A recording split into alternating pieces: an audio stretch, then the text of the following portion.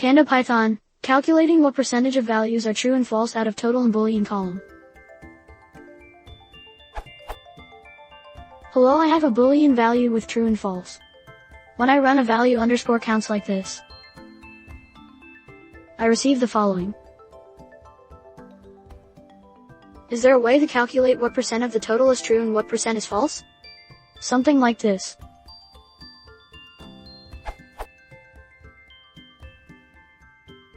Thank you.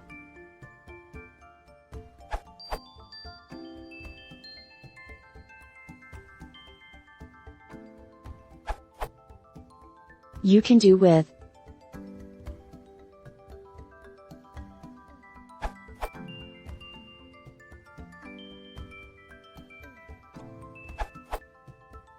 I was notified that it is as simple as